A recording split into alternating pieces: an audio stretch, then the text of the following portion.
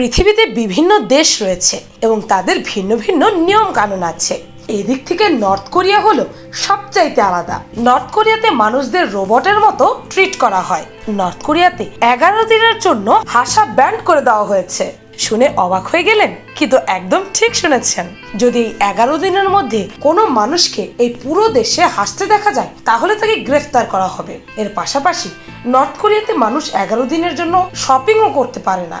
17ই December এই ঘোষণা কার্যকর করা হয়েছে, কিন্তু এর কারণ জানলে আপনি আকাশ থেকে পড়বেন।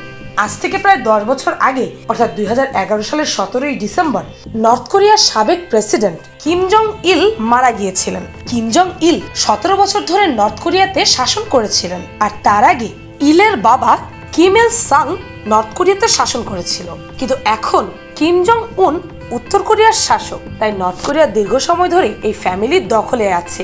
কিম জং উন নিজের বাবার 10 বছরের মৃত্যুবার্ষিকী পালন করার জন্য পুরো দেশের মানুষের ওপর হাসা ব্যান করে দিয়েছে।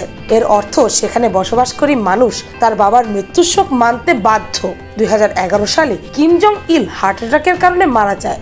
এরপর তার ছেলে কিম জং উন শাসন করতে থাকে। কিম জং ইল নর্থ কোরিয়াতে থাকা মানুষদের জড়বস্তুতে পরিণত করেছিল।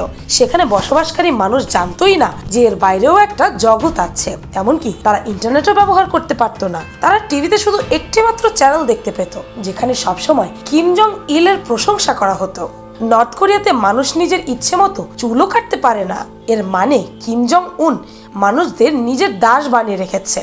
যখন কিম জং ইলের মৃত্যু হয় তখন তার মৃত্যুতে সকলকে কান্না করতে বাধ্য করা হয়েছিল।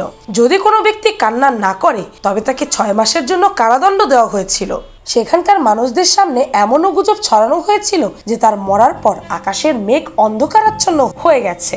এখনো নর্থ কোরিয়াতে একই অবস্থা। এই 11 দিনের মধ্যে মানুষ কোনো কেনাকাটা করতে পারে না। তাছাড়া তারা এমন কোনো কাজও করতে পারবে না যাতে তারা আনন্দ পায়। এছাড়াও কেউ কারো বার্থডেও সেলিব্রেট করতে পারবে না। এই 11 দিন নর্থ কোরিয়াতে কারো মৃত্যু হলে তার আত্মীয়রা কান্নাও করতে পারে না।